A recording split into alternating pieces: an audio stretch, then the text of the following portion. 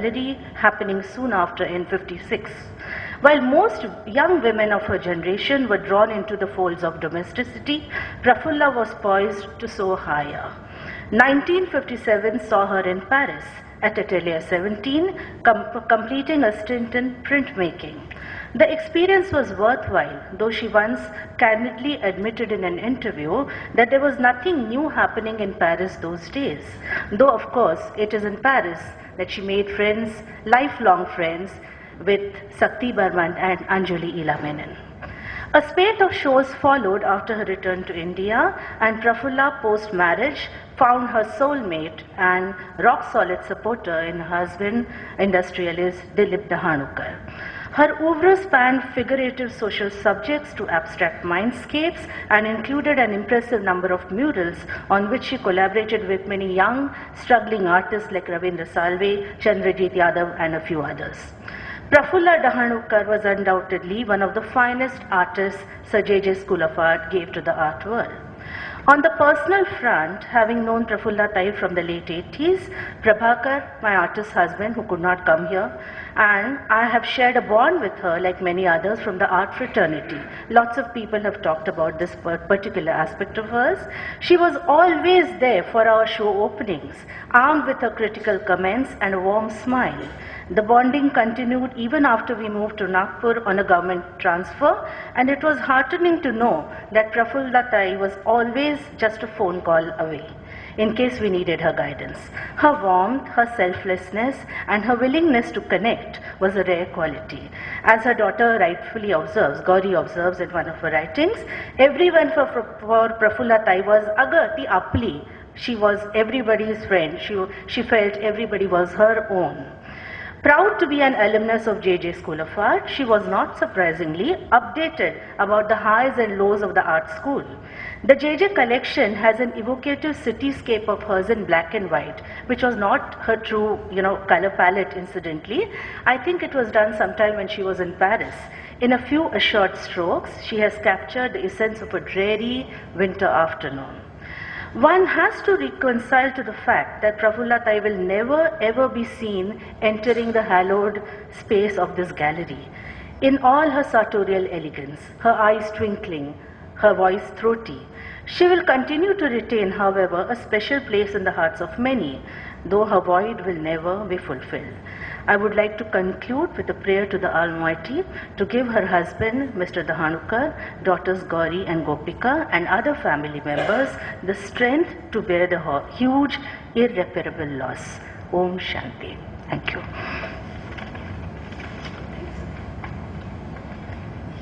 I request Shri Adi Jahangirji, trustee of Jahangir Art Gallery, and again a very, very close associate of Madam for so many years. I have known and had the privilege to know Prafulla from the late 80s and was well connected and with her all these years. First, my condolences to Mr. Dilip Dahanukar and the children. Well, we condole and we celebrate such a nice life, literally a colorful life in an artist's sense. And I remember at our meetings that apart from the meetings, how much fun we used to have also after serious talk. Very often, when I used to say something, she would say, "Tum chokra, chup beto." So like a schoolboy, I had to keep quiet. Well, she and Mrs. Menon were the two lady collaborators in our gallery. And sometimes I must say they used to overpower me. Well, Mrs. Menon is happily still here, but unfortunately, age and illness has taken away Prafulla. Both these ladies have had a profound impact on the running of this institution. Also, Prafulla, I think, is one of the few people alive who was recently alive, who was here at the first exhibition of the gallery in March 52. I remember her telling me that she came as a very young girl. She came for the first exhibition at the opening here. Any case, we would like to remember her as this portrait made by Mr. Suhas Bahulkar. That is the way we would like to remember Prafulla. And she had done with her the Master of Strokes exhibition was her brainchild. So, well, Mrs. Menon will continue for many more years, but we have lost Prafulla. But anyway, thank you, thank you. आपल्या बरोबर सरस्वतीच्या साक्षात आवाज घेऊन किशोरीजी present आहे. मी आता I'll request Shri Suhas Bahulkarji, a very, very close associate, a very good friend, a person with whom she fought. She loved him so much. We all know it. Through the painting what he has made here, he has showered his love in that. And the article he has written in Times of India, Maharashtra Times, that shows the close association they shared. I request Shri Suhas Bahulkarji to speak. आपल्यातनं एक उत्साहाचा झराच गेलेला आहे. तो सतत खळखळत राहायचा आणि तो खळखळताना आजूबाजूच्या सर्वांना कायमच आनंद द्यायचा. दिलीपजी, पोर्ट्रेट बद्दल थोडं बोलू? 1 मिनिट पोर्ट्रेट बद्दल सांगू. आपल्या परवानगीने पोर्ट्रेटच्या बद्दल सांगू थोडं. A day before Prafullatai passed away, I received a call from Dilipji. Initially, he couldn't speak a word. I could only hear his restless breath. And suddenly, the words entered my ears. Suhas, Prafulla is serious. I just couldn't believe, couldn't accept. Though I knew she was sick, she was bedridden, but she was always enthusiastic, optimistic. The reason was the life she lived with good wishes, love, enthusiasm, and hope. How one can forget the appreciation she gave to everybody? The intense feeling of gratitude and commitment throughout her life. I am sure all of us have experienced it. Dilip ji फोनवर माझ्याशी बोलले, शी is serious. मी म्हटलं, दिलीपजी मी येऊ का? ते म्हटले, तू येऊन काय करणार? शी इज इन ICU. पण तू एक कर, प्रफुल्लाचा एक पोर्ट्रेट कर. त्यावेळेला माझी आई आणि वडील पुण्यात असतात. वडील 93 वर्षाचे, आई 84 वर्षाची. आईला हॉस्पिटलमध्ये नुकतंच ॲडमिट केलं होतं आणि वडिलांचा फोन आला की सुशीलाला ॲडमिट केलंय, सुहास तू भेटायला ये लगेच. मी दिलीपजींना म्हटलं, मी निघणार आहे पुण्याला. म्हटले, बघ ना जमलं तर कर. आणि त्यांनी लगेच मला मेलवर फोटो पाठवला. मी निघणार होतो, तो थांबायचं ठरवलं. खाली स्टुडिओत गेलो, कॅनव्हास शोधले. एक छोटासा स्ट्रेच कॅनव्हास मिळाला, तो घेतला, तो फोटो समोर ठेवला आणि कामाला लागलो. सुरुवातीला काय करावं हेच सुचत नव्हतं,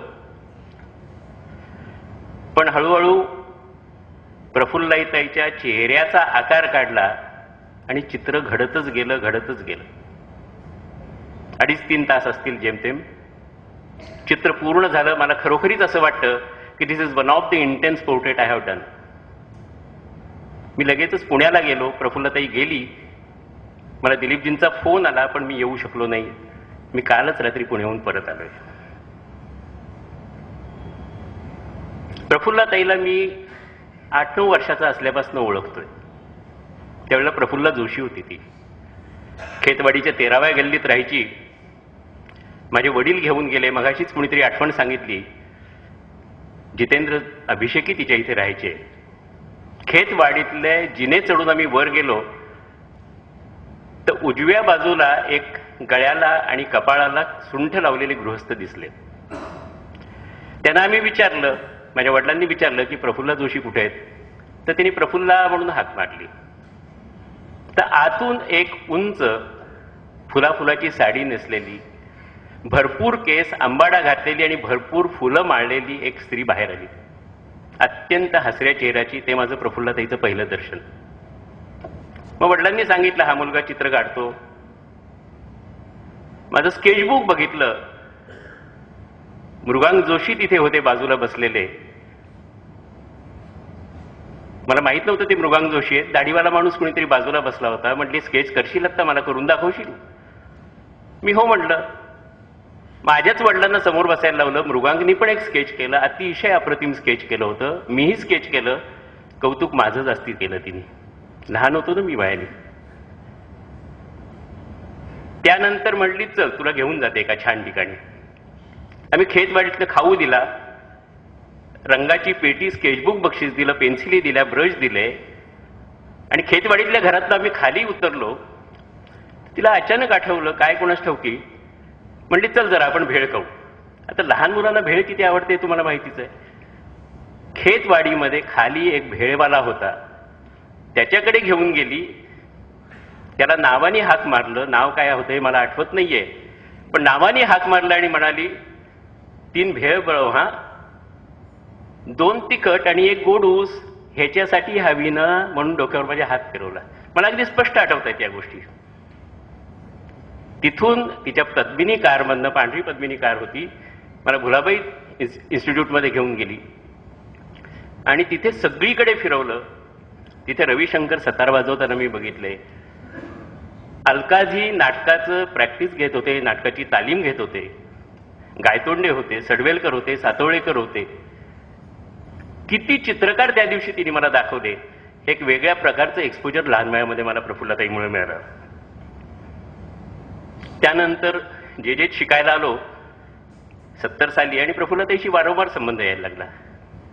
मगाशी विद्याधर निमकरांनी जो उल्लेख केला ते प्रफुल्लताईचं श्री सदनचं घर हे काहीही अडचण आली तर हक्काचं घर होतं. माझंच नाही तर चित्रशिल्पकलेच्या क्षेत्रातल्या, संगीताच्या क्षेत्रातल्या, साहित्याच्या, नाटकाच्या क्षेत्रातल्या सर्वांचंच ते हक्काचं घर होतं. अडचण घेऊन तिथे गेलं की अडचण सुटायची, मार्ग निघायचा. हे प्रफुल्लताईचं तेव्हाही वैशिष्ट्य होतं आणि आत्तापर्यंत तेच वैशिष्ट्य राहिलंय विशेष.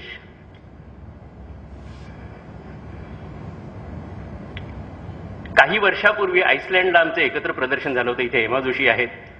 हेमा जोशी बरोबर होत्या आणि आईसलँडहून येताना इंग्लंडला थांबायचं असं माझं आधी ठरलं होतं. प्रफुल्लताईचंही ठरलं होतं की इंग्लंडला थांबायचं, हे मला माहितीच नव्हतं. आणि इंग्लंडमध्ये तिने मला 2 विलक्षण माणसांची गाठ घालून दिली. त्यातले एक होते तिच्याबरोबर शिकणारे यशवंत माळी आणि दुसरे इब्राहिम. आणि इब्राहिमना भेटण्यापूर्वी आधी सांगितलं की माझ्या 2 मित्रांना भेटणार होत आपण, माझ्याबरोबर जे शिकत होते. आणि नंतर तिने जी आठवण सांगितली किंवा जे सांगितलं ते फार महत्वाचं आहे. म्हणली इब्राहिमला भेटू, त्याच्याबरोबर तू एका इंग्लिश सावित्रीला भेटणार आहेस. आपल्याला सत्यवान सावित्रीची कथा माहिती आहे. तर सत्यवान सावित्रीच्या कथेमधली इंग्लिश सावित्री तुला इथे भेटणार आहे हे तिने सांगितलं. मी आपलं आश्चर्य करत होतो आता काय दाखवणार ही. इब्राहिम बोलू शकत होते पण बाकी बॉडी त्यांची पूर्णपणे व्हेजिटेबल होती. He was in wheelchair. प्रफुल्लताई घेऊन गेली त्यांच्याकडे आणि ज्या वेळेला तिने ओळख करून दिली तेव्हा ती अशाच प्रकारे करून दिली. म्हणली ही इंग्लिश सावित्री बघ, हा माझ्याबरोबर शिकलेला अत्यंत उत्तम प्रिंट मेकर, अत्यंत उत्तम आर्टिस्ट. इथे त्याचं प्रेम झालं, हिच्याशी लग्न केलं. काही वर्षांनी तो असा झालेला आहे, तो व्हीलचेअरमध्येच आहे. ती त्याला सगळीकडे घेऊन फिरते. सावित्री फक्त भारतातच नसते, इथेही आहे, इंग्लंडमध्येही आहे. किती विलक्षण प्रकारचे संबंध होते तिचे बघा. प्रफुल्लताईच्या चित्रांबद्दल आपण जाणतोच. सुरुवातीला तिने पळशीकर, गायतोंडे यांच्यापासून प्रेरणा घेऊन इंडियन स्टाईलची चित्र केली होती. त्याच्यावर पळशीकर सरांचा खूपच प्रभाव होता आणि त्या चित्रामधून रागमालेचं एक प्रदर्शन तिने केलं होतं. त्यानंतर तिने एक पोर्ट्रेटचं प्रदर्शन केलं होतं. आता हे कदाचित नवीन तरुण लोकांना आश्चर्यच वाटेल की पोर्ट्रेट आणि प्रफुल्लताई हे कसं काय. तर तिने गायक गायिकांची भरपूर पोर्ट्रेट केली होती आणि ती अगदी वेगळ्या पद्धतीची एक्सप्रेशन्स होती. त्यातलं एक देवरुखच्या संस्थेमध्ये, देवरुखच्या आर्ट कॉलेजमध्ये त्यांच्या कलेक्शनमध्ये आहे. ते अख्तरी बेगमचं चित्र होतं. अजूनही ते तिथे आहे. किशोरीताईंचंही चित्र काढलं होतं आणि मला ते अजूनही आठवतंय, कारण लहान मुलगा होतो मी, शाळेत शिकत होतो, पण ते चित्र मी बघितलेलं माझ्या स्मरणात आहे. स्टील लाईफचं एक पंडोलमध्ये प्रदर्शन केलं होतं आणि त्यानंतर ती म्युरल करायला लागली. म्युरलच्या क्षेत्रामध्ये काम करत असताना तिने तिचं सामाजिक स्थान, कॉन्टॅक्ट्स आणि सर्व तरुण कलावंतांना मदतीला घेऊन करणं हे तिच्या या कामाचं वैशिष्ट्य ठरलं. इथे मृगांक जोशी आले. सुरुवातीच्या काळात ते तिच्याबरोबर काम करत होते. नंतर सुदाम डोके, त्यांच्या पत्नी मला इथे दिसत आहेत, कुमुद डोके, अरुण पाथरे, रवींद्र साळवे, चंद्रजित यादव, अशा अनेक तरुण कलावंतांना बरोबर घेऊन तिने म्युरल्स केली. वेगवेगळ्या माध्यमामध्ये केली, लाकडामध्ये, सिरॅमिकमध्ये, फायबर ग्लासमध्ये, काचेचे तुकडे वापरून. आपल्याला आठवत असेल, प्रभादेवीला आपण हजी अलीकडनं जाताना शिवसागर इस्टेटवर तिने एक फार मोठं म्युरल केलेलं होतं. अशा मानवी आकृत्या होत्या आणि वरती पक्षी उडताना दाखवलेला. ते म्युरल बघून पुलक गमतीने म्हणले होते की प्रफुल्ला, हे काम तुला मिळणारच होतं, कारण तुझी उंची. अशीच एक गमतीदार आठवण म्हणजे जेजेला शिकत असतात प्रफुल्ला ते फुलाफुलांची साडी नेसायची, उंच, आणि सगळीकडे विहार असायचा तिचा, आणि डोक्यात भरपूर फुलं माळलेली, वेणी असायची, गजरा असायचा. आणि ह्या फक्त आठवणीच मी ऐकलेल्या आहेत. धोंड मास्तर तिला गुढी म्हणायचे आणि ही गुढी सगळीकडे फिरत असायची. आनंद निर्माण करत ती फिरायची, हे फार महत्वाचं आहे. आणि हे धोंड मास्तरांनीच सांगितलेली आहे. प्रफुल्लाताईबरोबर जहांगीर आर्ट्स गॅलरीसाठी आम्ही 8 मास्टरस्ट्रोक प्रदर्शनं केली. विस्मरणात गेलेले आणि ज्यांची चित्र कठीण अवस्थेत आहेत अशा कलावंतांची ती प्रदर्शनं होती. ही ऍक्टिव्हिटी अत्यंत यशस्वी झाली, पण त्यासाठी प्रफुल्लाताईचं पूर्ण सहकार्य आणि प्रोत्साहन याच्याचमुळे ती होऊ शकली, हे मला निश्चित सांगितलं पाहिजे. कित्येक वेळा असं व्हायचं की चित्रकार सिलेक्ट करायचं म्हटल्यावर मी नाव सांगायचो, ती म्हणायची अरे हे नाव पण ऐकलेलं नाहीये. पण त्याच्याच बरोबर ती त्याच्या पुढे हे म्हणायची की तुला वाटतंय ना, कर निश्चित. हा जो विश्वास आहे तो महत्वाचा आहे. माझ्यासारख्या तरुणावर हा विश्वास टाकणं हे तिचं वैशिष्ट्य होतं. आणि हे अनेक तरुण चित्रकारांनी अनुभवलंय. त्यांच्या अडचणीच्या प्रसंगामध्ये प्रफुल्लाताईंनी मनपूर्वक सहकार्य केलेलं आहे. चित्रकार V.A. माळी हे 100 वर्षाचे झाले आणि ते 100 वर्षाचे झाल्यावर त्यांचा सत्कार करायचा ठरवला. त्यातून एक आम्ही योजना ठरवली आणि त्या योजनेअंतर्गत असं ठरवलं होतं की भारतभरून छोट्या आकाराची चित्र वेगवेगळ्या चित्रकारांकडनं गोळा करायची, त्याचं प्रदर्शन करायचं आणि त्याच्या विक्रीमधून एक निधी निर्माण करून माळींना काही निधी द्यायचा आणि माळींच्या नावाने स्कॉलरशिप वेगवेगळ्या संस्थांमध्ये ठेवायची, बॉम्बे आर्ट सोसायटी किंवा आर्ट सोसायटी ऑफ इंडिया. कुणीतरी एका चित्रकारांनी हु इज दिस माळी असं म्हणलं आणि तो म्हणला why should I give the painting. मोठा चित्रकार होता. प्रफुल्लाताईला असं काही झालं की ती म्हटली अरे माळींसाठी हे असं एक माणूस म्हणू शकतो. तिने ती योजनाच कॅन्सल केली आणि तिच्या एकट्याच्या हिमतीवर तिने राज्यपालांना बोलवून भरपूर मोठा कार्यक्रम केला. माळींना 10 लाखाचा थैली दिली, कारण माळींचा मुलगा आला इथे, त्याला आठवत असेल. अत्यंत कठीण परिस्थिती होती माळींची. आणि माळींचा ह्या प्रकारे सन्मान करणं, आदर करणं, याला कृतज्ञता नाही तर काय म्हणणार. पण त्यावेळेला माझ्या स्वभावाप्रमाणे, माझ्या वृत्तीप्रमाणे मी रागावलो. गायत्री साक्ष आहे त्याला. मी रागावलो आणि म्हटलं प्रफुल्लाताई तू सगळी योजना एक चित्रकार म्हणतो म्हणून कॅन्सल करतेस, व्हॉट इज दिस. आमची खूप भांडणं व्हायची, खूप वादविवाद व्हायचे. मेननला माहिती किती वाद व्हायचे ते. तीही फटकन बोलायची, मीही फटकन बोलायचो. पण तिचं वैशिष्ट्य असं होतं की ती स्वतः दुसऱ्या क्षणी ते विसरून जायची आणि समोरच्यालाही विसरायला लावायची. हे फार महत्वाचं. माळींच्या वेळेला असंच झालं आणि मी म्हणलं की असं कसं तू करू शकतेस.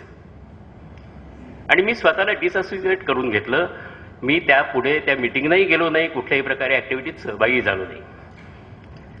सत्काराचा कार्यक्रम ठरला, कुमारस्वामी हॉलला तो झाला. प्रफुल्लाताई माझ्याकडे थेट आली स्टुडिओमध्ये आणि मला म्हटली, सुहास कार्यक्रम अमोघ दिवशी ठरलाय, त्या दिवशी तू यायचेस आणि मुख्य भाषण तू करायचेस, नाही म्हणलास तर बघ. मला दम मारला आणि म्हटली मी तुला न्यायला येते, मलाच लाज वाटली, मी आलो आणि भाषण केलं.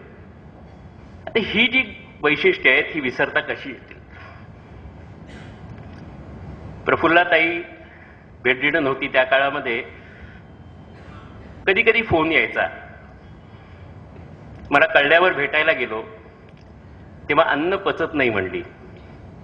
माझ्या आईची आणि तिची परिस्थिती एकच होती, कारण माझी आई फार उठू शकत नाही आहे अंथरुणावरनं, आणि मग अन्न पचत नाही, अँटीबायोटिक्समुळे त्रास होतो.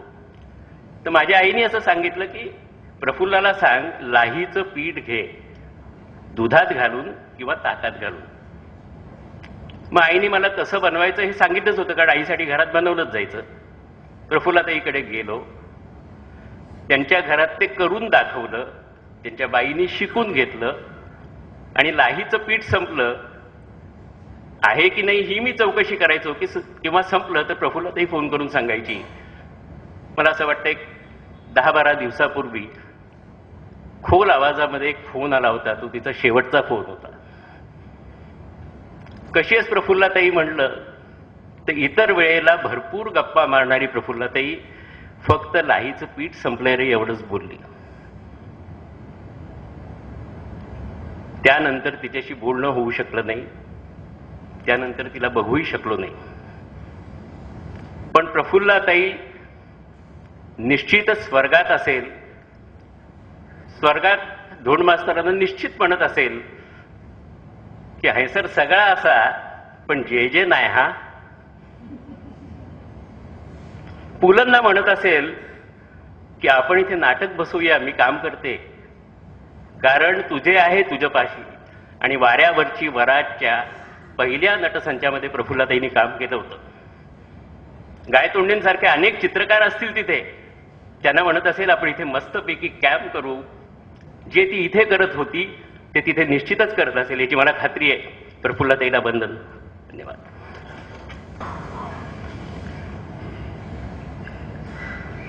माईकवर उभं राहून बोलण्याची सवय आम्हा लोकांना नसते, आम्ही फक्त गातो. तेव्हा 4 शब्द मी लिहून आणलेले आहेत, ते आपल्यासमोर सादर करते. उपस्थित रसिक श्रोत्यांना माझा नमस्कार. प्रफुल्ला गेली म्हणजे नेमकं काय झालं? म्हणजे आमच्या दोघांतला संपर्क तुटला असंच म्हणायचं ना. देवानं तिला आमच्यातून नेलं याबद्दल माझं काही म्हणणं नाही, पण मला हवं तेव्हा ती आली असती, मग आम्ही एकमेकाशी बोललो असतो, एकमेकांना पाहिलं असतं. तिच्या गळ्यात घातलेल्या मोठमोठ्या रंगीबेरंगी दगडांच्या हाराचं मी कौतुक केलं असतं, पण तसं होणं नाही. तिच्याशी संपर्क साधण्याचं काही साधन त्या देवाने दिलं असतं तर माझं काही म्हणणं नव्हतं, पण तसंही होणार नाही. आज नाही, उद्या नाही, पुन्हा कधीच नाही. मग शेवटी हातात राहतं ते काय? माझी प्रफुल्ला अशी होती, माझी प्रफुल्ला तशी होती, हेच जगाला सांगत राहायचं. स्वतः एक अति उच्च दर्जाची कलावती असल्यानं कलेच्या अंतर्मनात काय चाललं आहे ते समूर्त करण्यात तिचा हातखंडा होता.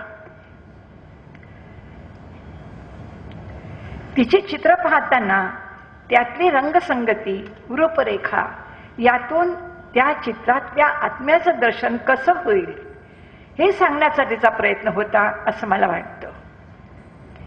अमूर्त अशा भावभावनांचं अस्तित्व साकार करताना अमूर्त अशा स्वरांचं तिला वेड होतं, आणि म्हणूनही आम्ही दोघं खूप जवळ आलो.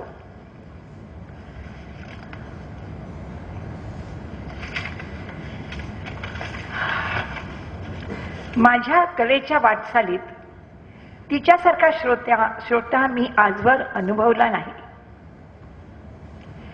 सहृदयतेनं चाणाक्ष बुद्धीनं ऐकणारा तिच्यासारखा श्रोता जर आज मिळाला तर भारतीय शास्त्रीय संगीतातील दर्जा उंचावला असता असं मी म्हणेन.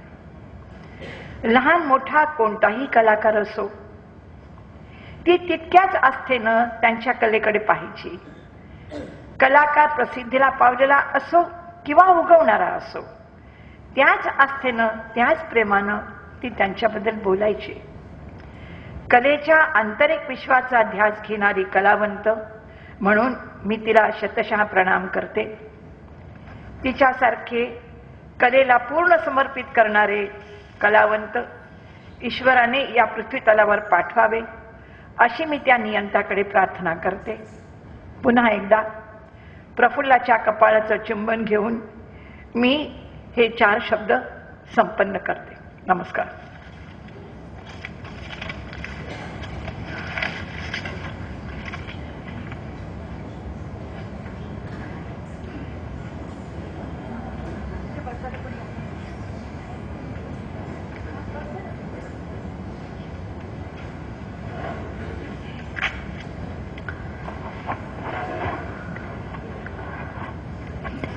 सरस्वतीच्या तोंडातून आपण शब्द ऐकल्यानंतर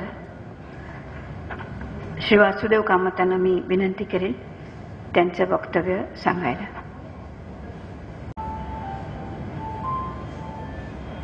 आपण सर्वजण वैयक्तिक आणि सामूहिकरित्या प्रफुल्लताईंशी जोडले गेलेले होतो. कुणाला आपुलकी मिळाली, कुणाला मैत्री मिळाली आहे, कुणाला आधार मिळालाय, कुणाला मार्गदर्शन मिळालंय, कुणाशी वादविवाद झालेले आहेत. कुठल्या ना कुठल्या तरी गोष्टींनी आपण प्रत्येकजण त्यांच्याशी जोडलं गेलो होतो.